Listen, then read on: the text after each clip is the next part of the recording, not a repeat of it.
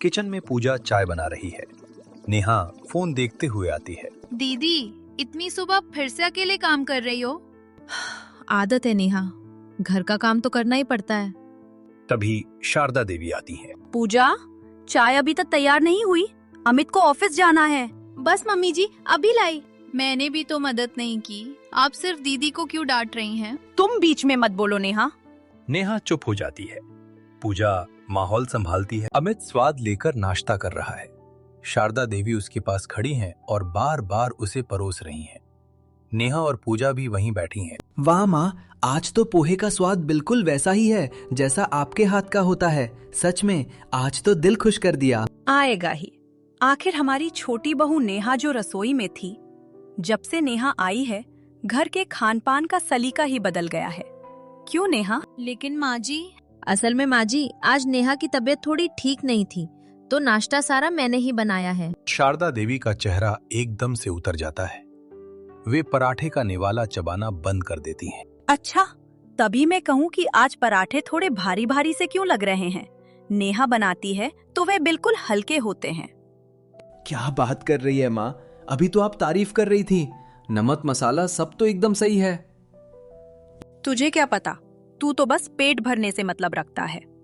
पूजा, घी थोड़ा ज्यादा नहीं डाल दिया तुमने? नेहा तो हेल्थ का भी ख्याल रखती है, अगली बार जरा ध्यान रखना। पूजा की मुस्कुराहट गायब हो जाती है। वह चुपचाप अपनी चाय का कप पकड़ लेती है और उसकी नजरें अपनी थाली में सिमट जाती हैं। माँ जी, दीदी ने सुबह सुबह उठकर मेरे लिए और सबके लिए इतनी मेहनत की है। और सच तो ये है कि जब मैं रसोई में गई थी तब तक दीदी सब तैयार कर चुकी थी। मुझे तो पराठे बनाने की कला इनसे ही सीखनी है। सीखना सिखाना तो लगा रहेगा।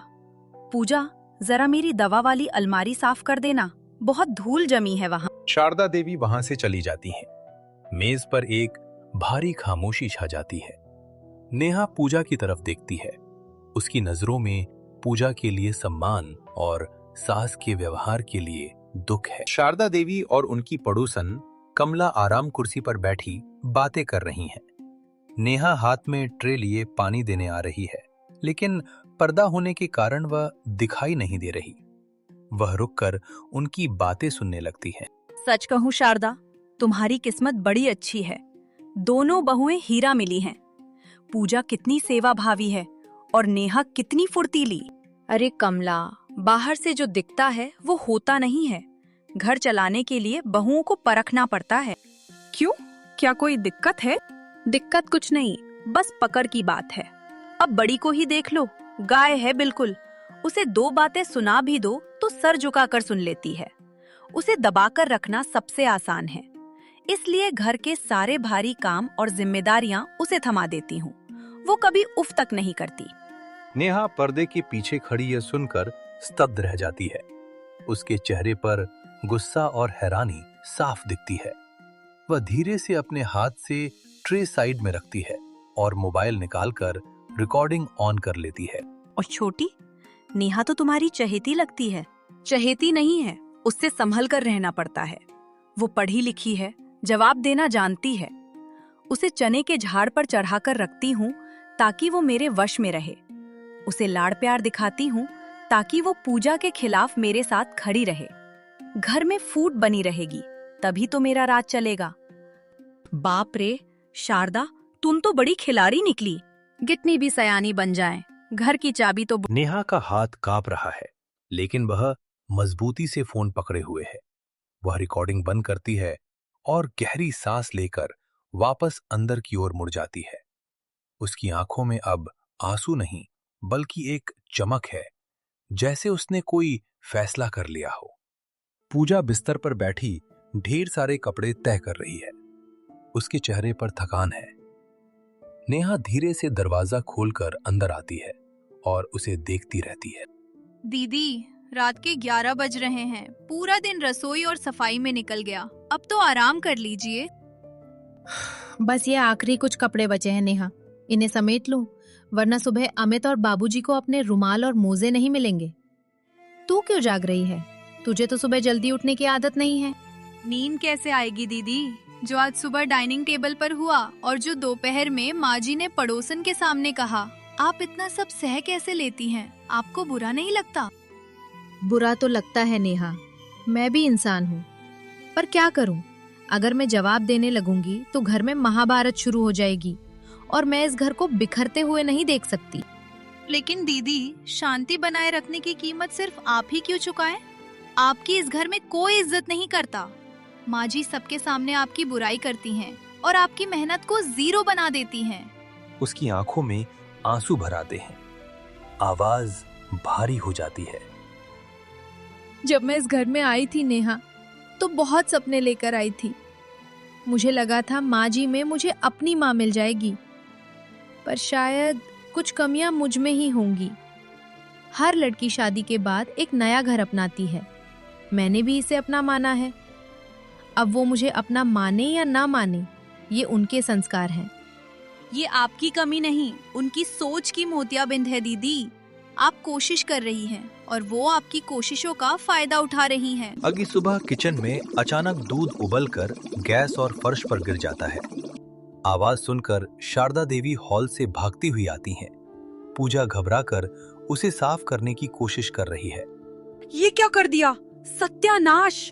पूजा, तुमसे एक काम भी ढंग से नहीं होता। सारा दूध बहा दिया। अब चाय क्या तुम्हारे मायके से आएगी? माफ कर दीजिए मम्मी जी, बस एक सेकंड के लिए नजर हटी और गलती से गिर गया। तुम्हारी तो हर गलती गलती से ही होती है। मनहूसियत फैला रखी है। सुबह सुबह अपशकुन कर दिया। हमेशा बहाने तैयार रहते हैं तुम्हारे। अगर यही दूध नेहा से गिरा होता तो उसे अपनी गलती का एहसास होता, पर तुम्हें तो फर्क ही नहीं पड़ता। नेहा रसोई के दरवाजे पर आकर खड़ी हो जाती है। उसके चेहरे पर गुस्सा साफ दिख रहा है। अमित भी हॉल में आकर खड़ा हो जाता है। बस भी कीजिए मम्मी जी, बहुत हो गया। हर बार हर छोटी बात के लिए सिर्फ दीदी ही गलत क्यों होती हैं? नेहा, तू अपनी सास को टोक रही है। इस पूजा की वजह से तू मुझसे जबान लड़ाएगी। तुझे पता भी है ये कितनी लापरवाह है। मुझे ये पता है कि लापरवाही दीदी की नहीं, आपकी सोच की है। अगर यही दूध आज मुझसे गिरा होता तो आप कहती, कोई बात नहीं बेटा, थकान होगी, जाकर आराम कर। तो फिर दीदी के लिए ये अपशकुन और मनहूसियत जैसे शब्द क्यों? तुम मुझे सिखाओगी कि मुझे अपने घर में कैसे रहना है। मैंने तुझे सिर पर चढ़ाया, इसका ये मतलब नहीं कि तू मेरी बराबरी करेगी। पूजा रोते हुए नेहा को रोकने की कोशिश करती है, लेकिन नेहा पीछे नहीं हटती। शारदा देवी गुस्से में लाल पीली होकर खड़ी है। नेहा, ये क्या तरीका है बात करने का? माँ बड़ी हैं। और दीदी, क्या दीदी इस घर की सदस्य नहीं है? अमित, आप भी चुप रहकर माँ के इस पक्षपात का हिस्सा बन रहे हैं। आज सिर्फ दूध नहीं गिरा है, आज इस घर का वो भ्रम भी गिर गया है कि यहाँ सबको बराबर समझा जाता है। बहुत बोल रही है तू। तुझे लगता है कि तू बहुत सयानी है। सयानी नहीं मम्मी जी, बस अब सावधान हूँ। कल दोपहर आपने कमला आंटी से जो कुछ कहा वो सब इस फोन में बंद है। सुनाऊं सबको? शारदा देवी के चेहरे का रंग अचानक उड़ जाता है। हॉल में सन्नाटा पसर जाता है। पूरा परिवार, अमित, रोहित, पूजा और शारदा देवी वहां मौजूद है। माहौल में भारी तनाव है। नेहा बीच में खड़ी है, उसके हाथ में मोबाइल है। मैंने हमेशा सोचा कि आप मुझे दीदी से ज्यादा प्यार करती हैं क्योंकि मैं आपकी पसंदीदा हूँ, पर कल मुझे समझ आया कि वो प्यार नहीं, आपकी एक सोची समझी चाल थी। क्या बकवास कर रही है? फोन रख और अंदर जा। नहीं मम्मी जी, आज सबको सच पता चलेगा। सिर्फ मुझे और दीदी को ही नहीं, अमित भैया और रोहित को भी पता चलना चाहिए कि इस घर की शांति के पीछे कितनी बड़ी साजिश है। नेहा रिकॉर्डिंग प्ले कर देती है।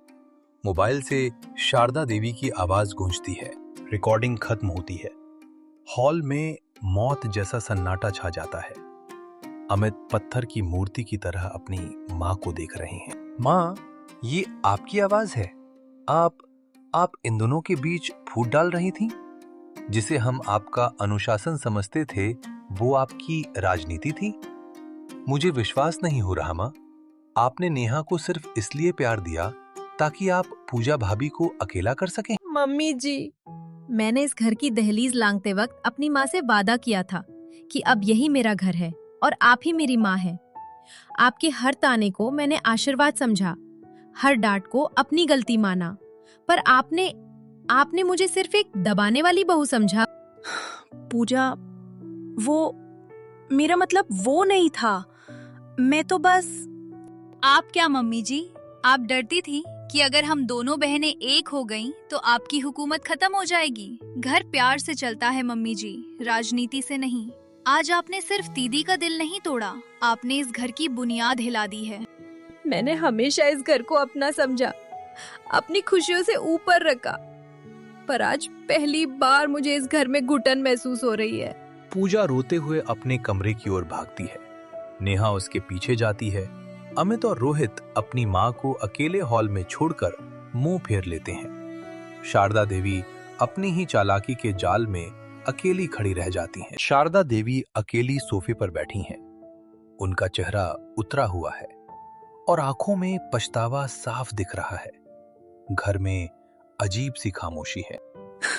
मुझसे बहुत बड़ी गलती हो गई, बहुत बड़ी गलती। मैंने कभी सोचा ही नहीं कि मेरे शब्द इतना दर्द देंगे। पूजा और नेहा एक दूसरे की तरफ देखती हैं। उनकी आंखों में अब गुस्सा नहीं, बल्कि अपनी सास के लिए दया और प्यार है।